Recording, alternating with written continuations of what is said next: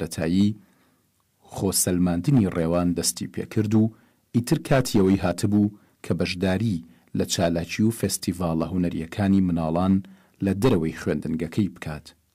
لە سلێمانی لە چەند فێستیڤاڵێکدا و لە هەڵەبجەش لە چالاکیەکی بەرفراواندا بە ئامێرە نوێیەکەی کە سنتورە بەشداری کرد.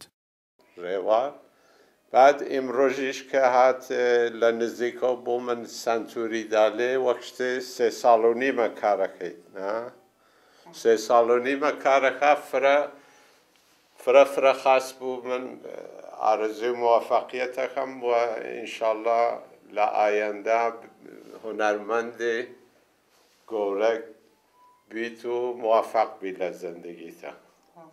تێر و تەسەلی کە جۆم لێگرت کە بە دەست و پەنجەیەکی جوان کە لە پیاوێک و هونەرمەندێکی گەورە دەچوو کە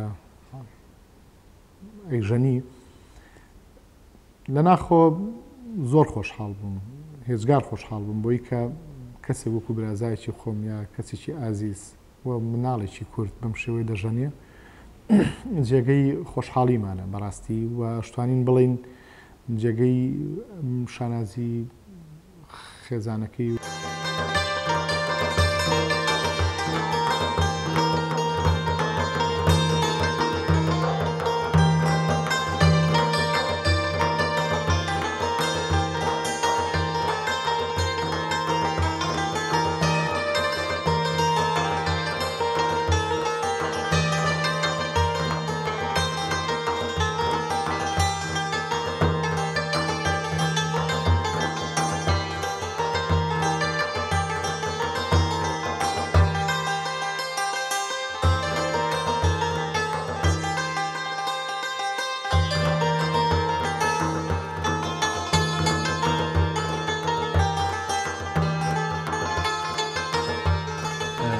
زۆر خۆشحاڵ بووم بە بینینی کاکە ڕێوان کوڕی مامۆستا ئەحمەد ڕەزای شاعیر و بەڕاستی زۆر سەرسام بووم بەو دەست و پەنجە جوانانەی و بەو هەستە شیرینەی کە لە ئامێری سنتور بینیمان لە بەو پارچە موزیکانەی کە ژەنی دەتوان بڵێم یەکێکە لەو بەهرەمەندانەی کە بەڕاستی ئایندێکی زۆر گەشت چاوەڕوانی دەکاوە.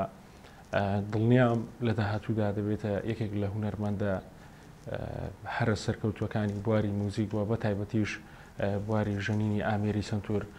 دیارە ئەمەش بە هەوڵی ئەو مامۆستا بەڕێزەی مامۆستا کۆسار کە هەوڵی لەگەڵداوە بێگومان و ئەو بەهرەی کە تێیدا هەیە هەر لە مناڵیەوە کە هەروەک باوکی بەڕێزیان باسی کرد و وەگەوەی کە ئەرشیفی ئەودا بینیمان بەڕاستی ئەومان بۆ بە دیار دەخات کە کاکە ڕێوان لە داهاتوودا دەبێتە هونەرمەندێکی زۆر سەرکەوتوو و ئەوەی جێگەی ئاماژەیە لە کاتی ژەنینی موزیک هەست دەکەی وەک هونەرمەندێکی زۆر لێزان و هەست دەکەی وەک موزیک ژەنێکی زۆر خاوەن ئەزمون موزیک دەژەنێت کە ئەوە ژێکێکە لەو هۆکارانەی کە دڵنیام زۆر بەرەو پێشەوە دەچێت و بێگومان ئێستا کە تەمەنی 13 ساڵە و دەرفەتێکی زۆر باشوە کاتێکی زۆر باشی لە بەردەمدا هەیە بۆ ئەوی زیاتر پەرە بە بوارەکەی بدات.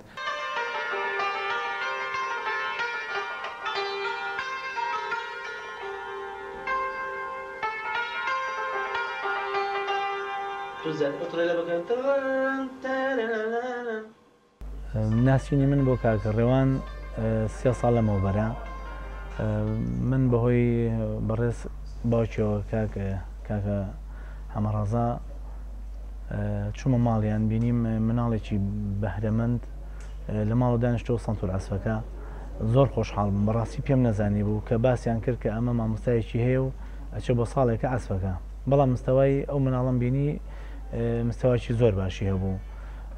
وام لێ هاتمیش چوون لەگەڵا دانیشتم چوومە تەنیشتیەوە و گوێم لە شتەکانی گرت. زۆر خۆشحاڵ بووم کە لەگەڵ باوکە باسیەوەم کرد لەکێکەوەی وتی زۆر لە مناڵیەوەیە، بەڵام وی من بینیمە 3 ساڵەمەوە پێشە کە باسیەکەم. ئەسپی ئەو مناڵە دوای ئەوە هات میرەجانێکی مناڵان هاتە پێشەوە بە منیانوت کە سەرپەرشتی ئەو میرەجانە بکەم.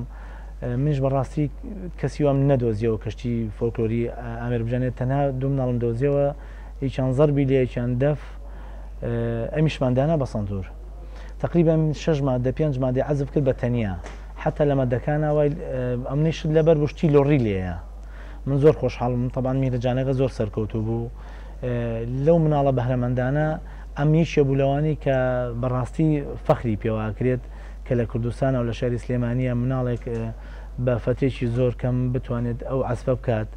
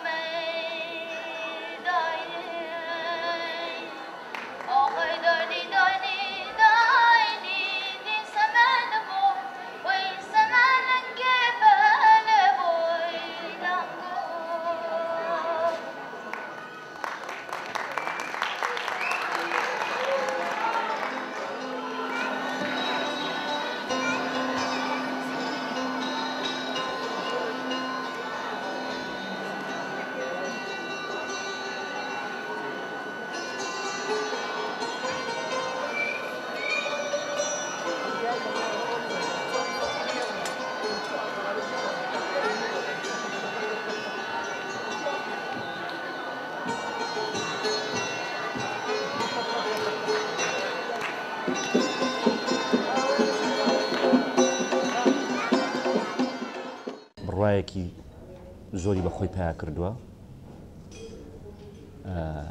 هەرچی لە توانایە بێ خەرجیەکە و سەرفیەکە لە پێناوی ئەوە کە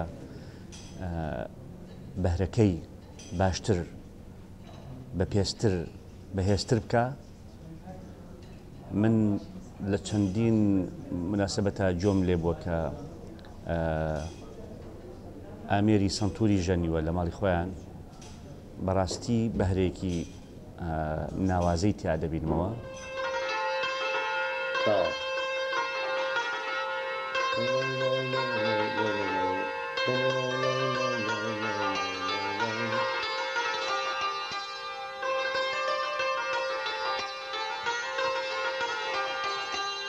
بۆی ئاشنا بێت لەگەڵ بنێ موزیکا پیانۆم پێوتەوە بەڵام ئیتر خۆی دیارە وەکو حەزەی کە هەی بۆ بەردەوام بۆ ئێستا خەریکی ژەنینی ئامێری سانتورە خۆشبەختانە زۆر ئاشنایە بە موزیکی کوردی ئەوەی کە من ئاگام دێتی میلۆدیە کوردەکان بە